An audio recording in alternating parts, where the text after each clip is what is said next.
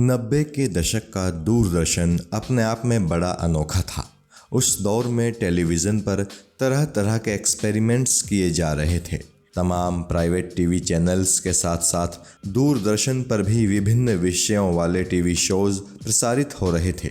उन्हीं में से एक था राजा और रेंचो, जिसमें लीड रोल में थे एक प्राइवेट डिटेक्टिव और उनका साथी बंदर। किस्सा टीवी आज आपको राजा और रेंचो के राजा यानी एक्टर वेद थापर की कहानी बताएगा। वेद थापर एक्टिंग जगत में कैसे आए और एक्टिंग के अलावा वो और किन चीज़ों के लिए मशहूर हैं, ये सारी बातें आज हम इस वीडियो के ज़रिए जानेंगे। 10 मार्च 1970 को वेद थापर का जन्म पश्चिमी उत्तर प्रदेश के बड़े शहर मेरठ में हुआ था। इनके पिता राम प्रकाश थापर एक स्वतंत्रता सेनानी थे और शास्त्रीय संगीत में पारंगत थे। देश को मिली आज़ादी के बाद जब बंटवारा हुआ तो इनके पिता को भी पेशावर में मौजूद अपना घर बार छोड़ना पड़ा और भारत की शरण लेनी पड़ी। पेशावर छोड़ने के बाद इनके पिता उत्तर प्रदेश के मेरठ शहर में आकर बस गए।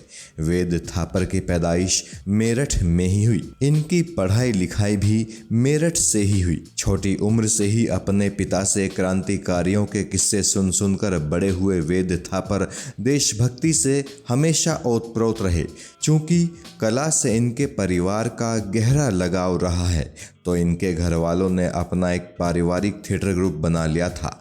महज 2.5 साल की उम्र में वेद ने पहली दफ़ा स्टेज पर चढ़कर एक कविता गाई थी। जब ये छोटे ही थे तो एक दफ़ा स्कूल की तरफ से स्वतंत्रता दिवस के मौके पर आयोजित हुए एक कार्यक्रम में भगत सिंह का रूप धरकर मेरठ से दिल्ली तक की यात्रा इन्होंने जीप द्वारा की थी। तब दिल्ली में इनकी मुलाकात शहीद भगत सिंह की सगी मौसी से हुई थी। उन्होंने नन्हे वेद थापर को भगत सिंह के अवतार में देखकर कहा था कि तू तो सचमुच भगत सिंह लगता है।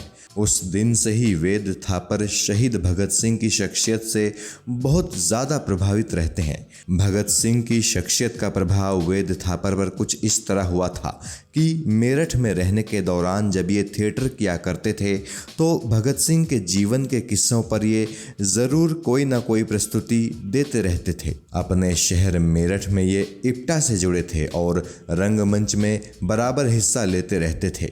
थिएटर करने के दौरान वेद थापर को कई बड़े और नामी थिएटरिस्ट के साथ काम करने का मौका मिला और फिर मुंबई में एक ऐसा इवेंट आयोजित हुआ जिसने वेद थापर को थिएटर की दुनिया से फिल्मी दुनिया में लाने का काम कर दिया।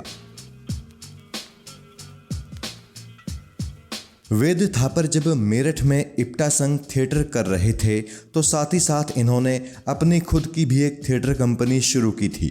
अपनी थिएटर कंपनी में वो बच्चों के साथ महापुरुषों के जीवन की झलकियां स्टेज पर परफॉर्म करते रहते थे। इसी बीच इंडियन मोशन पिक्चर्स एसोसिएशन यानी इम्पा ने एक टैलेंट हंट का आयोजन मुंबई में किया था।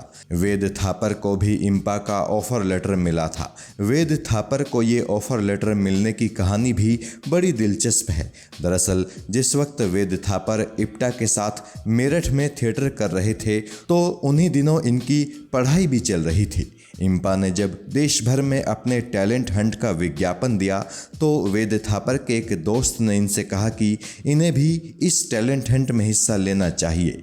ये सोचकर कि शायद माता पिता मुंबई जाने की इजाज़त नहीं देंगे, वेद थापर ने अपने उस दोस्त को मना कर दिया। लेकिन फिर भी उस दोस्त ने ज़बरदस्ती वेद थापर और अपना फॉर्म भी इम्पा को भेज दिया।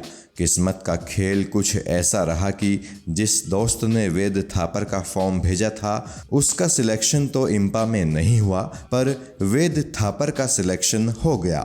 इम्पा ने उन दिनों 5000 लोगों को मुंबई बुलाया था और आखिरी में उनमें से मात्र 33 को चुना था। वेद थापर भी उन 33 में से एक थे। वेद थापर के साथ सिलेक्ट होने वाले लोगों में चंकी पांडे और राजेश विवेक जैसे बड़े स्टार्स भी थे। इम्पा द्वारा टॉप एक्ट्रेस में चुने जाने के बाद वेद थापर को कई फिल्मों में काम मिला। वेद ने कई फिल्में शूट भी की, लेकिन किन्हीं वजहों से वो फिल्में कभी पूरी नहीं हो पाई। टीवी से भी इन्हें काफ़ी ऑफर्स आए थे, लेकिन वो सभी ऑफर्स भी इन्हें फीके ही लगे। इन्होंने फैसला किया कि फिल्मों या टीवी शोज़ में घटिया और कम प्रभावशाली किरदार निभाने से बेहतर है कि ये थिएटर ही करते रहें। वेद थापर थिएटर करने का फैसला तो कर चुके थे, लेकिन थिएटर में शुरुआत करना भी कोई आसान काम नहीं था। एक सही प्लेटफॉर्म कैसे हासिल किया जाए, ये चुनौती अब भी वेद थापर के सामने खड़ी थी। एक दिन ये मुंबई फिल्म सिटी में थे।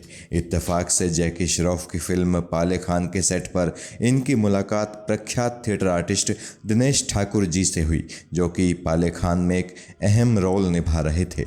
लंच ब्रेक में वेद थापर ने दिनेश ठाकुर से मुलाकात की और उनसे गुजारिश की कि ये उनके साथ थिएटर करना चाहते हैं। शुरू में तो दिनेश ठाकुर ने इनसे कई मुश्किल सवाल किए। दिनेश ठाकुर ने इनसे कहा कि कहीं ऐसा तो नहीं कि तुम थिएटर को कंधा बनाकर फिल्मों में काम करने का सपना देख रहे हो। वेद थापर ने दिनेश ठाकुर को भरोसा दिलाया कि वो उनकी ही तरह एक प्रोफेशनल थिएटर कलाकार हैं और दिल से उनके साथ थिएटर करना चाहते हैं। इत्तेफाक से उसी दौरान दिनेश ठाकुर अपने नए नाटक तुगलक की तैयारी कर रहे थे। दिनेश ठाकुर ने अपने नाटक तुगलक में इन्हें नायब सूबेदार का एक बेहद अहम किरदार दिया। वेद थापर ने तुगलक नाटक में नायब सूबेदार का वो किरदार इतनी खूबसूरती से निभाया कि हर कोई इनका अभिनय देखकर इनका मुरीद होता चला गया। तुगलक नाम का इनका वो शो बेहद लोकप्रिय हुआ। इसके बाद इन्होंने दिनेश ठाकुर जी के साथ ढेरों नाटकों में काम किया और देश विदेश में अपनी परफॉर्मेंस का जलवा बिखेरा। थिएटर की दुनिया में ये एक मशहूर नाम बन गए और थिएटर करते हुए ही एक दिन इन्हें दिलीप कुमार और राजकुमार जैसे दिग्गज अभिनेताओं की सुपरहिट फिल्म सौदागर के लिए चुन लिया गया। मुंबई में रहने के दौरान जब वेद थापर थिएटर की दुनिया में मशहूर होने लगे तो इन पर फिल्म जगत के लोगों की नज़रें भी जाने लगी।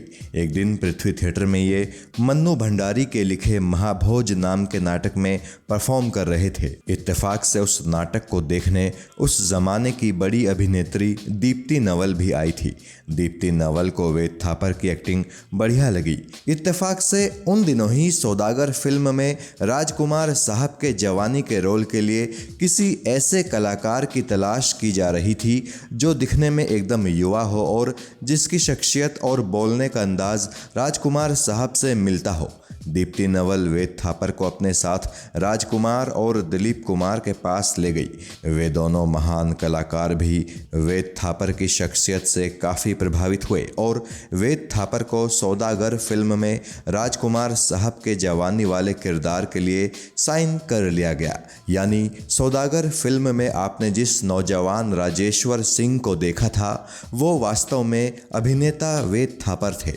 सौदागर फिल्म के बाद इनका नाम हुआ और दूरदर्शन के कुछ बढ़िया और बड़े शोज में भी इन्हें काम मिल गया। उस जमाने में दूरदर्शन के दोपहर के स्लॉट में आने वाले लगातार 3 टीवी शोज में वेद थापर नजर आते थे। वेद थापर के राजा रेंचो शो को भला कौन भुला सकता है। 90 के दशक में दूरदर्शन के सबसे लोकप्रिय शोज में से एक हुआ करता था राजा और रेंचो। राजा और रेंचो के अलावा भी वेद थापर ने कई बड़ी फिल्मों और टीवी शोज में काम किया है। वेद थापर केवल एक एक्टर ही नहीं बल्कि ये एक सामाजिक कार्यकर्ता भी हैं। समाज के निचले तबके की मदद का जज्बा इनमें हमेशा से ही रहा है। मुंबई की झुग्गी झोपड़ियों के लोगों में और ख़ासतौर पर बच्चों में इन्होंने देशभक्ति की भावना जगाए रखने के लिए काफ़ी काम किया। लेकिन जो सबसे शानदार काम वेद थापर करते हैं वो ये कि झुग्गी झोपड़ियों के बच्चों को ये नशे की लत के बुरे प्रभावों के प्रति जागरूक करते हैं।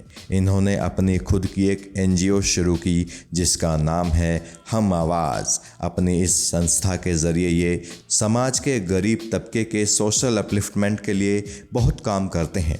ये लोगों को प्लास्टिक के दुष्प्रभावों के प्रति भी सचेत करते रहते हैं। साल 2001 में जब गुजरात में भूकंप ने विनाश लीला की थी, तब वेद थापर अपने कुछ मित्रों के साथ मिलकर गुजरात के लोगों की मदद के लिए निकल पड़े थे।